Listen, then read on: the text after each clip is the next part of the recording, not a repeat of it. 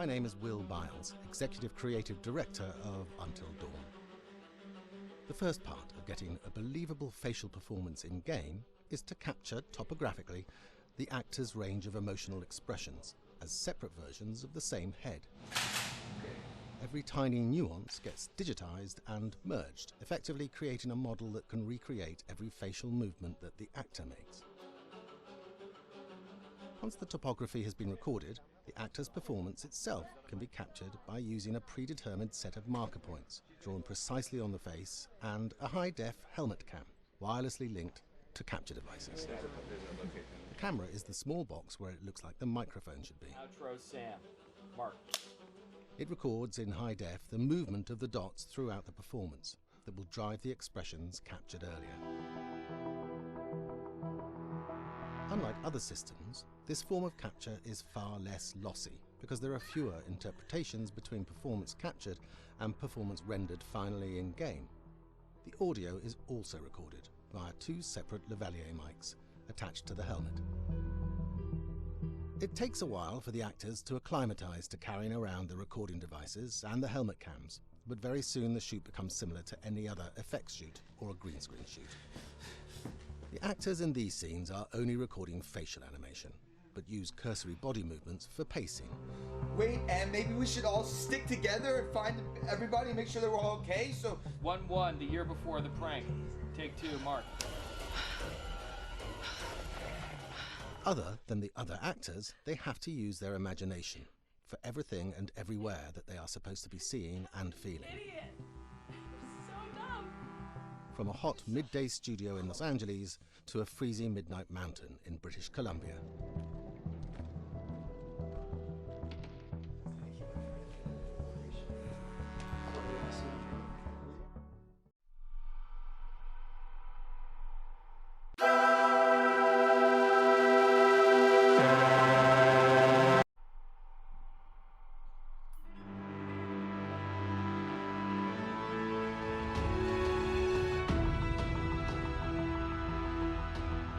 Because Until Dawn has a dynamic, ever-changing story, the facial performances and the body performances are recorded separately with different systems.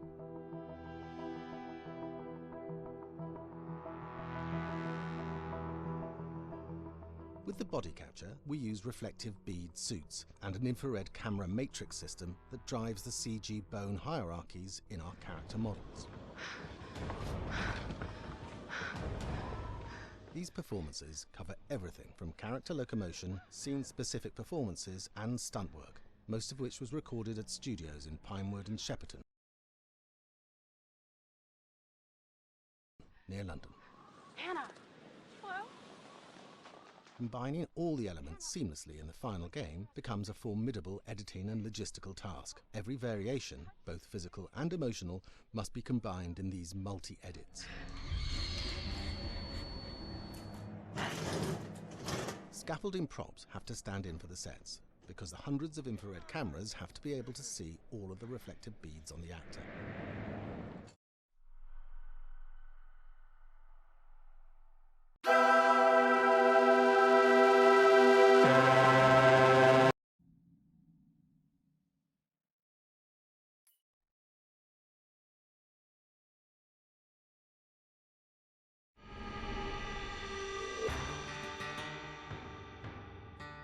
America's Northwoods border region.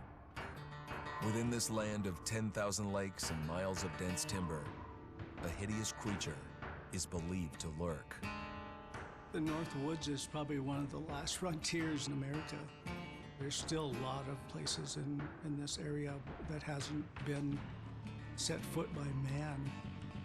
Monsters and mysteries exist here because it is remote. Up in the Northwoods, winters are long.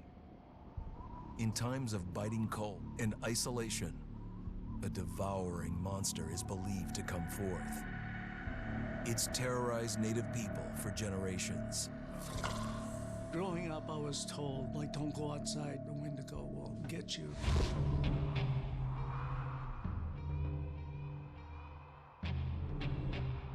Among the traditions of the northern Algonquin tribes is the Wendigo. a monster that can seize hold of a person to carry out its hunger for human flesh. Many Native Americans fear even talking about this Wendigo, and even the mention of the name will let the Wendigo find out where you are, and it will open you up to be possessed by this Wendigo. The most famous case of a Wendigo possession took place in 1879. In the deep woods outside of Edmonton, Alberta. Swift Runner, a Cree Indian, was a trapper and a guide. He had left town the previous autumn with his wife, 6 children, and his mother. But when Swift Runner returned in spring, he was alone.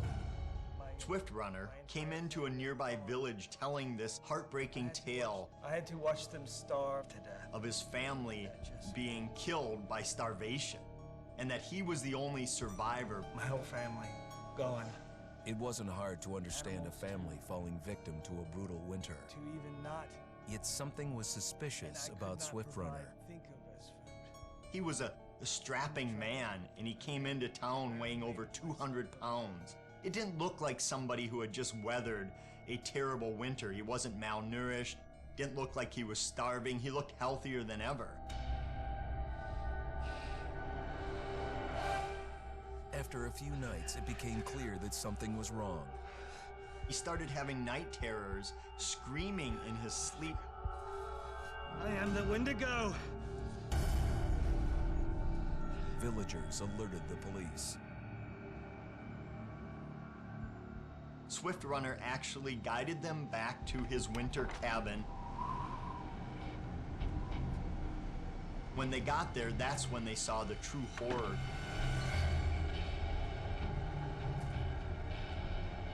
Human skulls were scattered around, many bones, some of which had been snapped in half, and the marrow inside had been drained.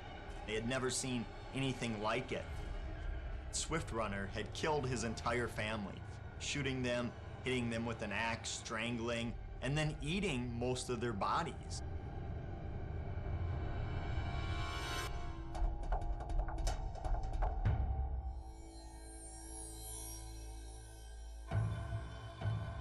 Right up until the moment the noose was on his neck, Swift Runner swore the evil spirit of the Wendigo had possessed him and twisted him into a cannibal killer. When he was on the gallows, Swift Runner himself said, "I am no longer a man."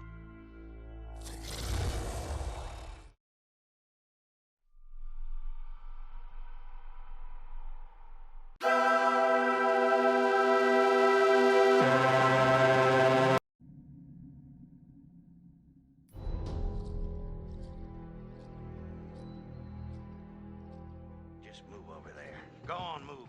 Let me say what I came to say. I'm here to tell you what you're up against being back on this mountain.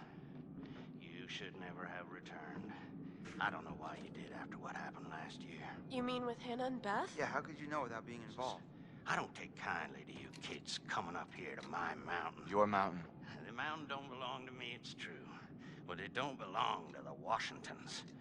This mountain belongs to the Wendigo. Hi, this is Lee Robinson, production designer at Supermassive Games. Understanding the ancient myths of the Wendigo was key for their development that helped the visual look.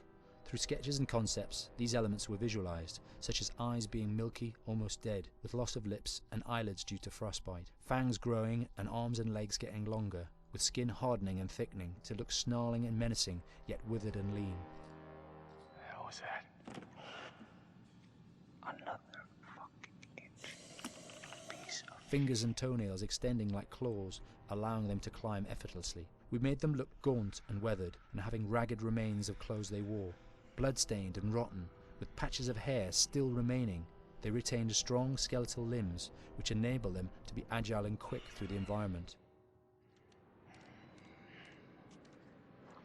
Where are you? My name is Jamie Gallipo, animation director at Supermassive. You're not a fucking bad dream. The overall direction on the creature was to be very strong, to be extremely fast. We wanted a spider-like movement to the creature. 1 minute scampering to leaping and then crawling, almost instantaneous. And finally, we wanted the creature to have this real, uncontrollable thirst for flesh.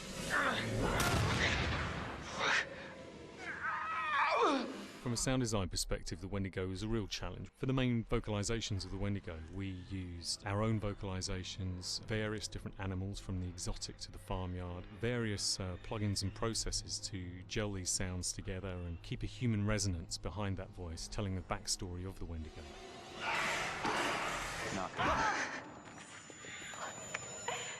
During the chase sequences, the anger of the Wendigo is felt by encircling breaths, screams and screeches that essentially chase you as you're being chased by the Wendigo.